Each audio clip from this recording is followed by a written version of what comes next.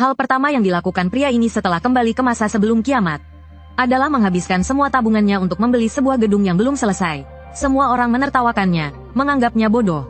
Tapi hanya dia yang tahu kiamat akan datang.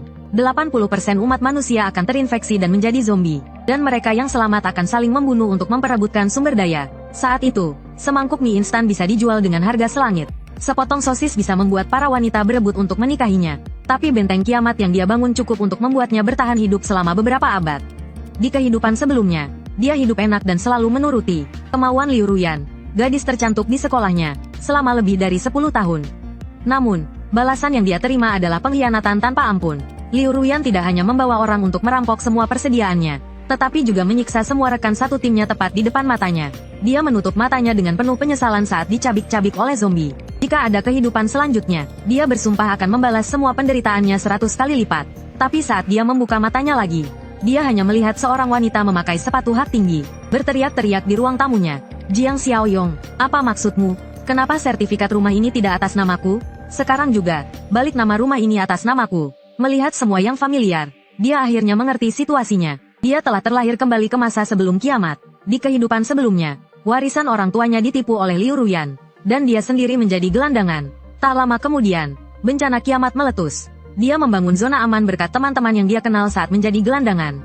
Dan berhasil bertahan hidup, tapi tak disangka, wanita jahat Liu Ruyan berpura-pura menjadi orang malang yang putus asa untuk mendapatkan belas kasihannya. Tapi tidak lama setelah dia memasuki markas, dia membukakan pintu untuk musuh.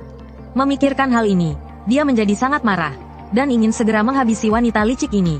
Tapi mengingat kiamat belum terjadi, dia menahan diri. Liu Ruyan masih terus berteriak, "Mas kawin 400.000, tak boleh kurang sedikit pun. Kalau tidak, kau jangan harap bisa menikahiku seumur hidup." Tapi dia malah mengusirnya, dan menyuruhnya pergi sejauh mungkin. Liu Ruyan langsung tercengang. Kapan anak ini jadi begitu berani? Bukankah dia pengagumku? Aku ini wanita. Bagaimana dia berani memperlakukanku seperti ini? Di sisi lain pintu, dia melihat jam.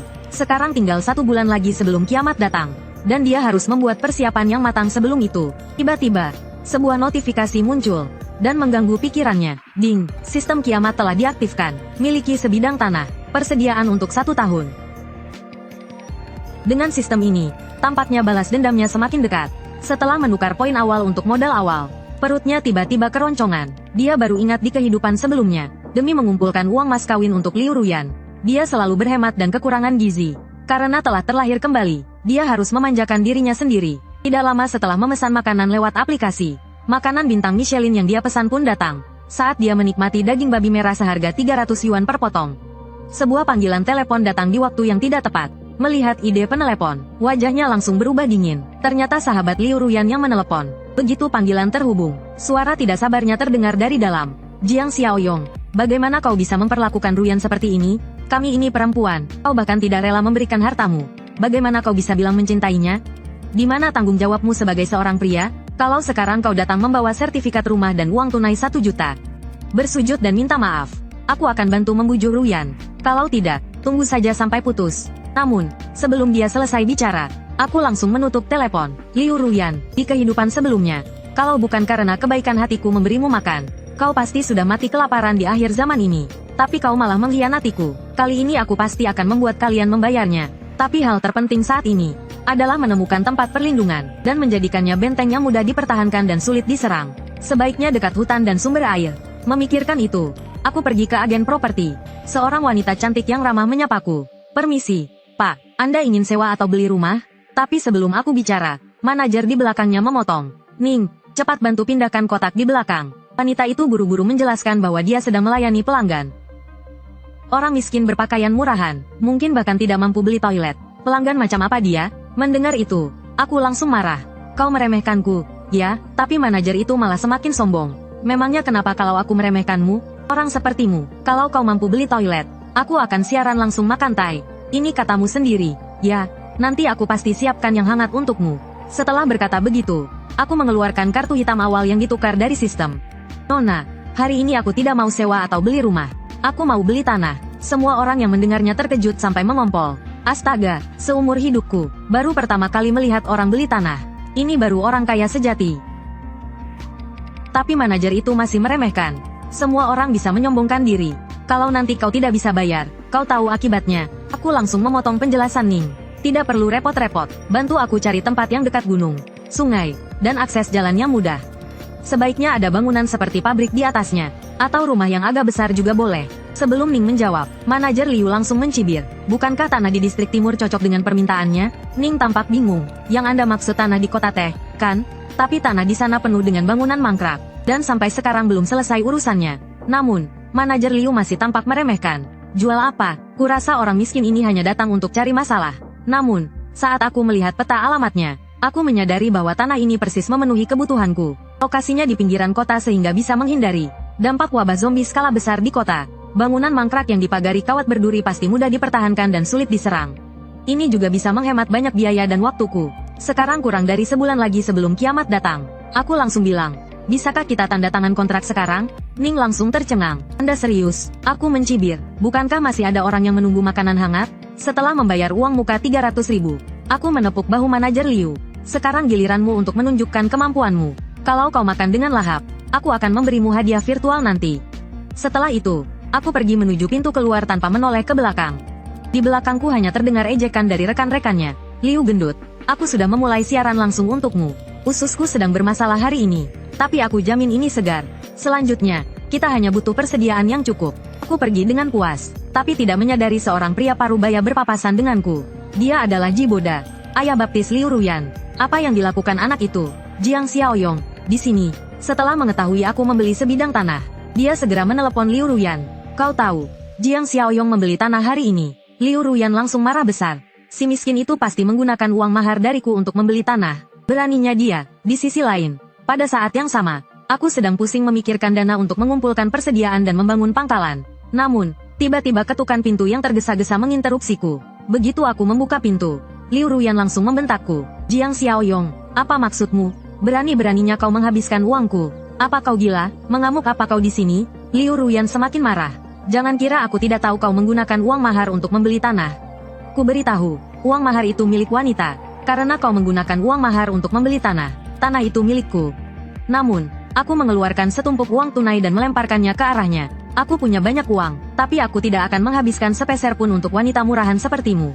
Jangan kira aku tidak tahu hubunganmu dengan Jiboda. Liu Ruyan terlihat gugup. Bagaimana bisa? Bagaimana dia tahu hubunganku dengan Jiboda? Namun, dia tetap bersikeras menjelaskan.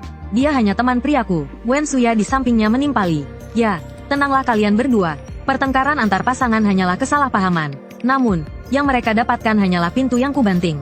Dan kata pergi, yang terlontar dari mulutku. Begitu mereka turun dari lift, Suya bertanya pada Liu Ruyan apakah benar dia berselingkuh dengan pria tua Jiboda. Namun, tak disangka Liu Ruyan hanya menyesali perbuatannya yang tidak cukup tertutup. Dia hanya tinggal bersama Jiboda beberapa malam. Mendengar itu, Suya hanya bisa menggelengkan kepalanya. Namun, seketika dia menunjukkan senyum licik. Ruyan, tak disangka Xiaoyong ternyata anak orang kaya. Ya, karena hubunganmu dengan Xiaoyong sudah hancur. Aku tidak akan sungkan. Karena kita sahabat. Keesokan paginya, aku pergi ke tanah yang kuambil alih. Tim konstruksi juga baru saja tiba. Andor mengatakan bahwa kawat berduri dan kaca anti peluru sudah siap. Komik, hanya saja aku tidak tahu silih apa yang telah Anda singgung, bos. Zusi, jangan banyak bertanya tentang urusan jalanan. Katakan saja berapa biaya untuk menyelesaikan pekerjaan ini dalam sebulan. Namun, dia mengatakan sebulan terlalu terburu-buru. Melihat itu, aku mencibir. Kalau kau tidak mau, masih banyak orang lain yang mau. Mandor itu terus-menerus tertawa canggung. Bukan, bos. Maksud saya, Anda harus menambah bayarannya, bos. 20 juta cukup, kan? Uang muka 5 juta akan saya transfer dalam seminggu. Suruh para pekerja mulai bekerja. Lihat saya Cusou Kuo Chuo. Mandor langsung setuju. Dan saya tahu betul waktu sangat berharga. Kiamat akan segera datang. Menawar tidak ada gunanya. Dan saat itu, semua uang akan menjadi seperti kertas tak berharga. Tapi tiba-tiba, sebuah suara wanita yang manis memanggil saya dari belakang. Kak Jiang, apa yang kakak lakukan di sini? Lalu dia merangkul lengan saya. Aku dandan khusus hari ini untuk bertemu denganmu. Kak, lihat. Apakah stocking putihku cantik? Tapi tatapan mataku penuh dengan niat membunuh. Di kehidupan sebelumnya, wanita ular inilah yang menipu saya. Suyu menipu semua warisan orang tuaku. Di kehidupan ini, aku akan membuatmu membayarnya kembali. Namun, Suyu semakin berani. Kak Jiang, apakah ini tanah yang kakak beli? Apakah kakak ingin membangun villa di sini? Tapi aku langsung melepaskannya. Apa urusannya denganmu apa yang kubangun? Melihatku begitu aneh, Suyu menggertakkan giginya. Kenapa dia bertingkah aneh hari ini? Biasanya dia akan tersipu hanya dengan disentuh. Hari ini aku sudah begitu agresif. Kenapa dia tidak bereaksi sama sekali? Tapi aku mengabaikannya. Aku berbalik dan berjalan menuju tim konstruksi. Suyu semakin yakin bahwa aku adalah anak orang kaya yang menyamar. Liu Ruyun sudah bertengkar denganku. Sekarang adalah waktunya baginya untuk naik tahta.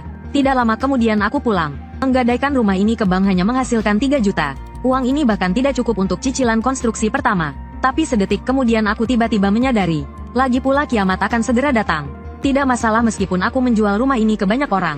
Tapi saat aku sedang berpikir, pintu berbunyi lagi. Asteris ketuk-ketuk-ketuk asteris. Ternyata tetangga di bawah. Orang tua sombong itu, mengandalkan uangnya, telah membeli lantai 1 dan 2. Dan sekarang mengincar lantai 3-ku. Tapi rumah ini rencananya akan kugunakan sebagai rumah untuk menikah. Jadi aku tidak mau menjualnya. Jadi, orang tua itu terus-menerus mencari masalah. Menyiram cat, menumpuk sampah di depan pintuku, meletakkan karangan bunga, merusak lubang kunci, menggunakan segala macam cara licik. Ku marah. Orang tua, bisakah kau berhenti? Baiklah. Bukankah kau menginginkan rumah ini? Kujual padamu. Oke, mendengar itu, orang tua itu terkejut dan gembira. Kau serius? Lalu aku mengajukan syarat. Rumah baruku akan diserahkan 6 bulan lagi. Jadi aku masih harus tinggal di sini selama 6 bulan. Sebelum itu, kau harus membayar 5 juta untuk rumah ini sekaligus. Melihatnya ragu, aku berpura-pura akan menutup pintu. Tanpa diduga, dia langsung setuju dan ingin menandatangani kontrak denganku. Khawatir aku akan berubah pikiran. Aku sangat gembira dalam hati. Haha, bodoh, tunggu ajalmu di rumahmu itu. Sekarang setelah 5 juta dari orang tua itu masuk, ditambah 3 juta dari pinjaman, aku sudah punya cukup uang. Dengan pemikiran itu, aku pergi ke supermarket Wonima. Dengan cepat, aku menyapu bersih semua makanan di rak. Semua orang di sekitar mengira aku orang gila. Tapi hanya aku yang tahu bahwa hal terpenting di akhir zaman adalah persediaan. Di kehidupan sebelumnya, banyak orang tidak mati karena terinfeksi oleh mayat hidup, tetapi mati kelaparan. Kali ini, aku harus mempersiapkan diri dengan cukup. Tak lama, persediaanku memenuhi puluhan troli belanja. Dan orang-orang yang menonton mulai mengejek. Mungkin dia terlalu banyak membaca novel. Dan percaya rumor kiamat. Dasar bodoh, tapi aku tidak punya waktu untuk peduli dengan mereka. Karena sistem menunjukkan bahwa tugas awalku telah selesai. Hadiah, 10 poin. Peningkatan atribut di akhir zaman memang penting. Setelah aku berhasil menukarnya, yang muncul di hadapanku adalah sebuah cincin yang tampak biasa saja. Cincin ruang level 1, memiliki ruang 500 meter persegi di dalamnya. Dan waktu di dalam ruang itu benar-benar berhenti. Artinya, meskipun aku menyimpan makanan segar, makanan itu tidak akan busuk di dalamnya. Saat aku menimbun makanan yang cukup untuk 10 tahun, aku mendengar sebuah suara. Siapa yang membuat keributan di sini? Orang yang datang adalah seorang pria berwajah galak. Tak disangka, dia ternyata teman SMP-ku, yang tahu. Dulu dia antek-antek si jagoan sekolah. Dia terkenal suka menindas yang lemah dan takut pada yang kuat. Saat sekolah dulu, dia sering berkonflik denganku. Jiang Xiaoyong, apa yang kau lakukan? Kembalikan semua barang ini ke tempatnya. Kalau tidak, aku tidak akan sopan. Ku hanya tertawa dingin. Beginikah caramu memperlakukan pelanggan, Wonima? Bayar semua ini, atau jangan harap bisa keluar dari sini. 2,5 jam berlalu dengan cepat.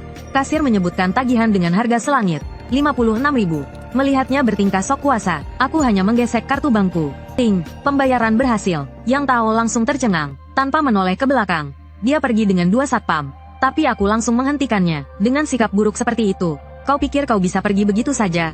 Hari ini kau harus meminta maaf padaku. Kalau tidak, aku akan mengembalikan semua barang ini. Dasar bocah, kau sengaja cari masalah, ya? Tapi saat itu, orang-orang di sekitar mendukungku. Mereka semua memintanya untuk meminta maaf padaku. Videonya sudah direkam. Kalau kau tidak minta maaf, kami akan membuatmu viral di internet.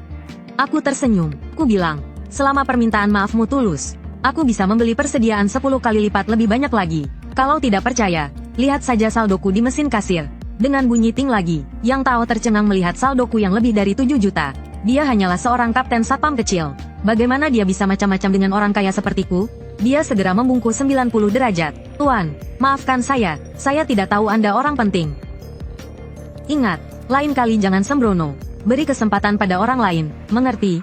Saat aku hendak pergi, Yang Tao memanggilku dengan hormat. Kak Yong, kamu beli sebanyak ini mau ngapain? Kalau mau bisnis besar, barang di gudang supermarket nggak cukup.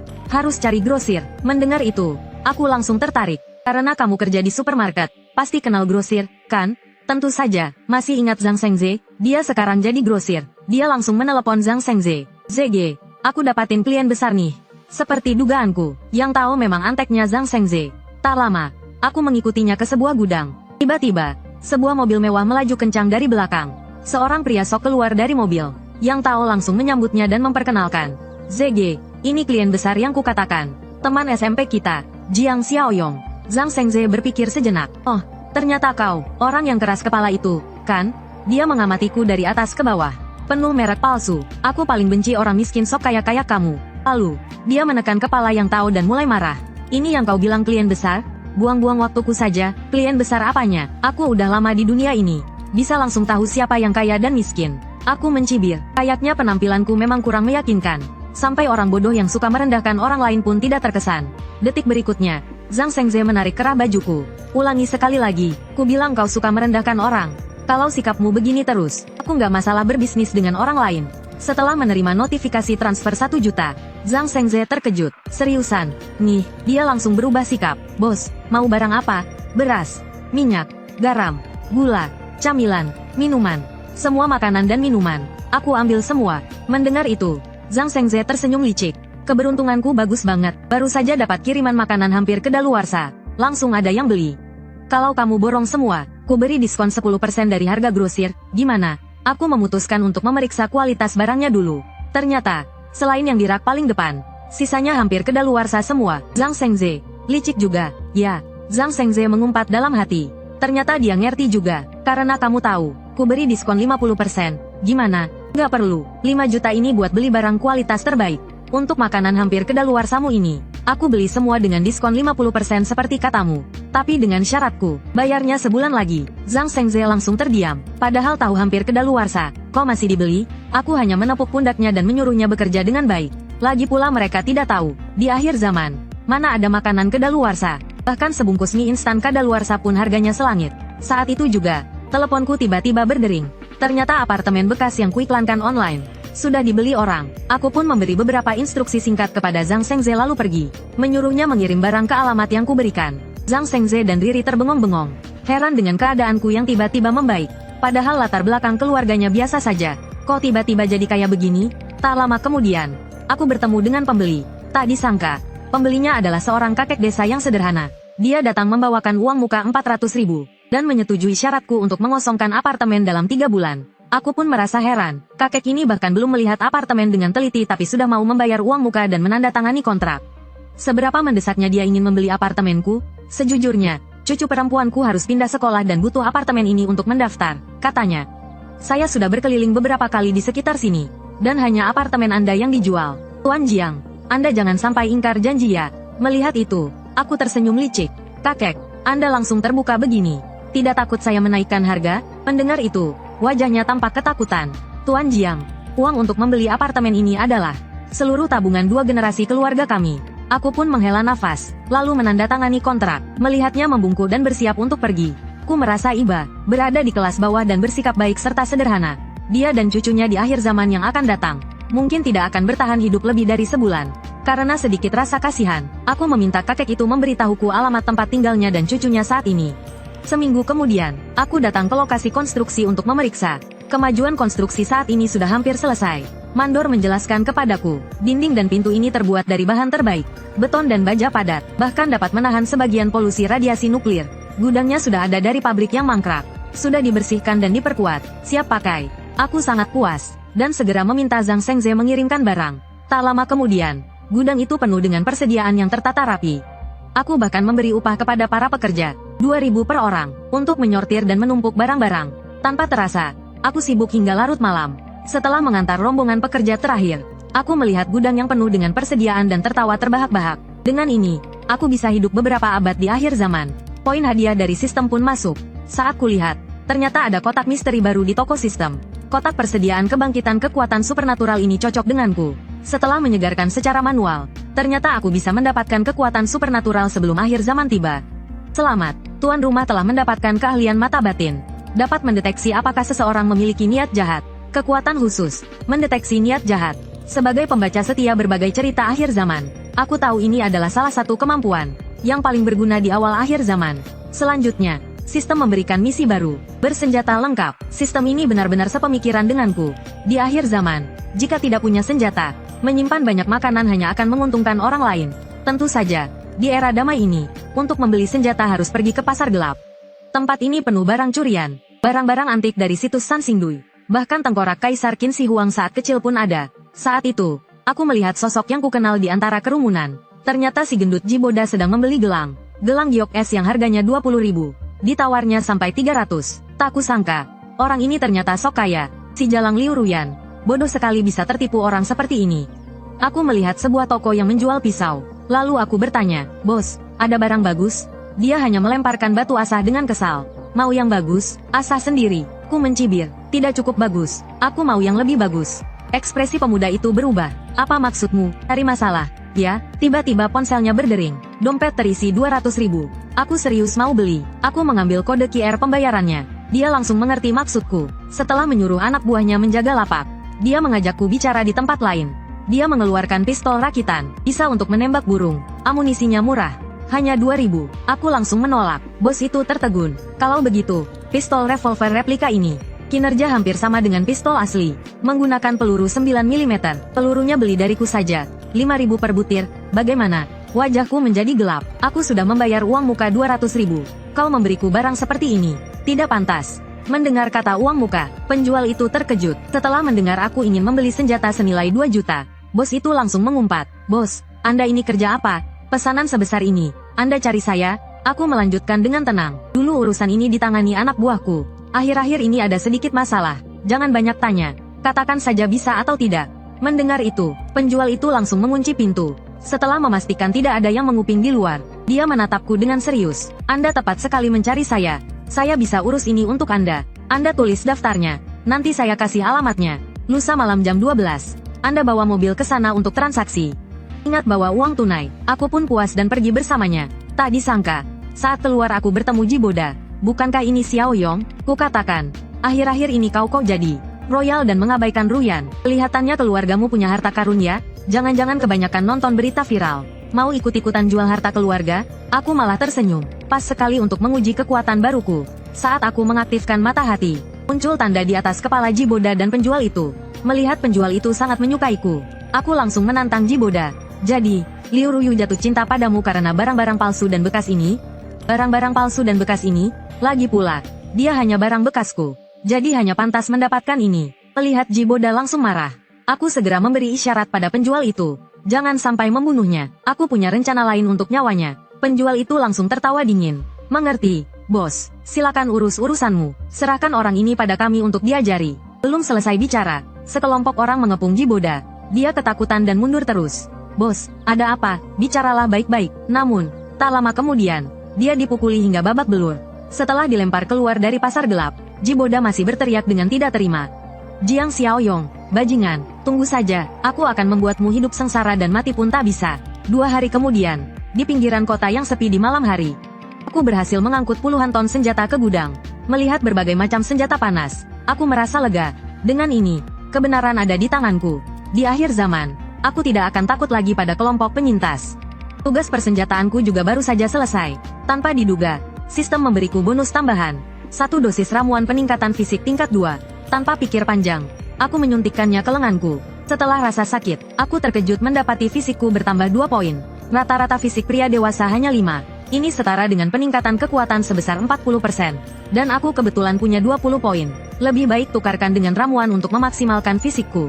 Setelah menggunakan dosis kedua, fisikku mencapai 8 poin. Ini 60% lebih kuat dari orang biasa. Kebetulan aku akan mencari target untuk mencobanya. Aku mengambil batang baja bekas di gudang. Dengan 1 tendangan, batang baja itu bengkok menjadi 2. Ujungnya bahkan menancap ke dinding. Sepertinya sekarang, bahkan dengan tangan kosong, ku tidak bisa dibandingkan dengan orang biasa. Bahkan jika aku melawan zombie yang belum bermutasi di awal kiamat, aku tidak akan takut. Memikirkan bahwa senjata-senjata ini tidak memakan banyak ruang. Untuk berjaga-jaga, aku menyimpan puluhan ton senjata itu ke dalam ruang dimensiku.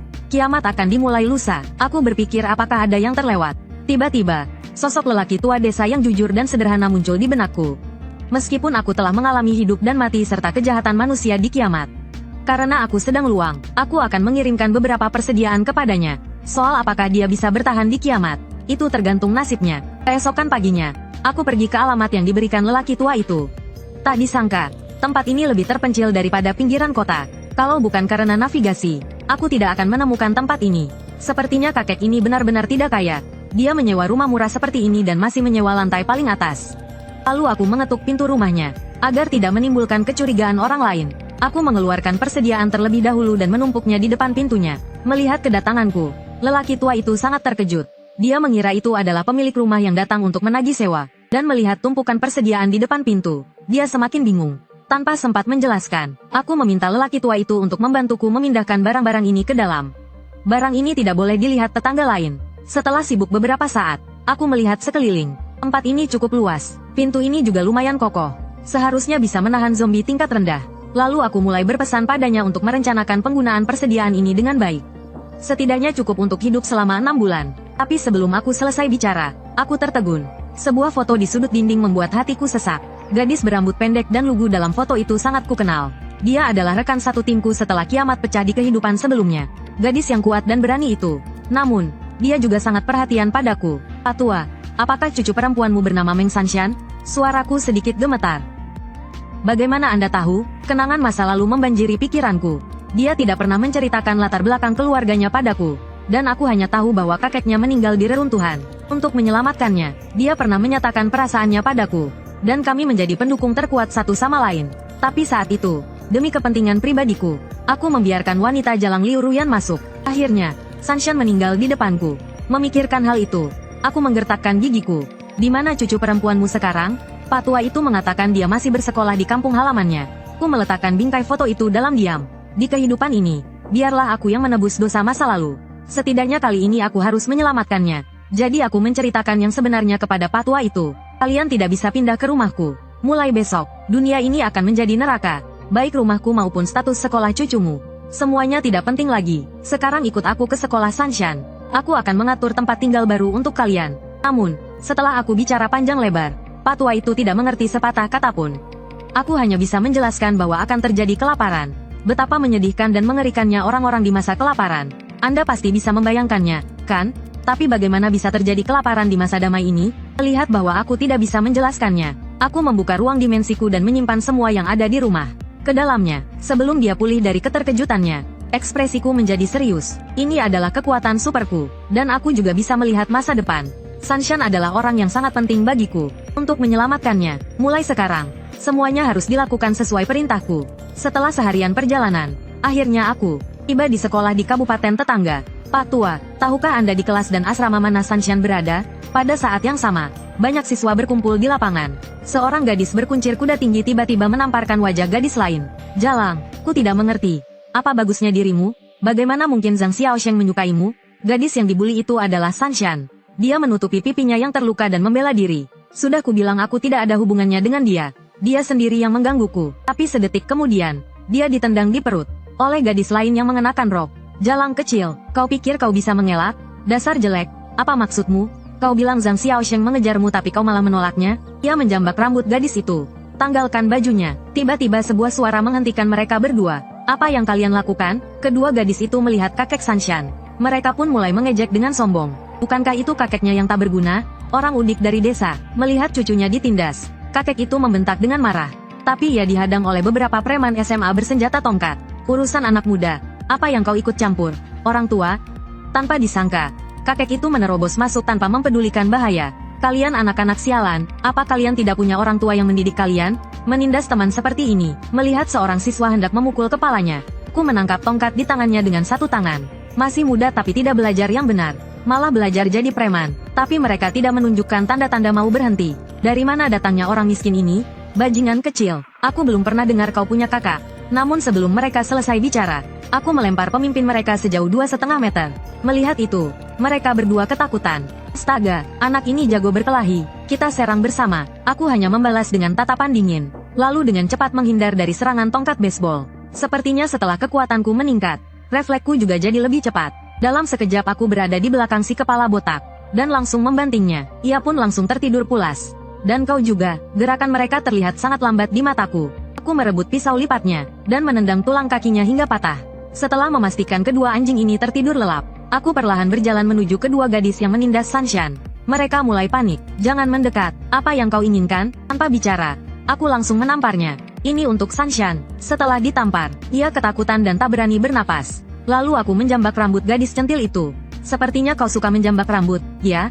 Bukankah tadi kau sangat bersemangat? Melihatku menodongkan pisau ke lehernya, ia menangis dan memohon ampun. Aku salah, ku sungguh-sungguh salah. Kumohon jangan bunuh aku. Aura pembunuh di mataku semakin kuat. Kau hanya tahu kalau kau akan mati. Saat aku mengayunkan pisau, ia berlutut di tanah. Tapi aku hanya memotong rambut panjangnya. Ingat, lain kali yang putus adalah kepalamu. Tapi kau juga tidak akan punya kesempatan lagi. Beberapa hari lagi, mungkin rambut pendekmu bisa menyelamatkan nyawamu. Sebenarnya aku ingin membunuh binatang ini. Tapi melihat Sanshan ketakutan, aku pun berhenti.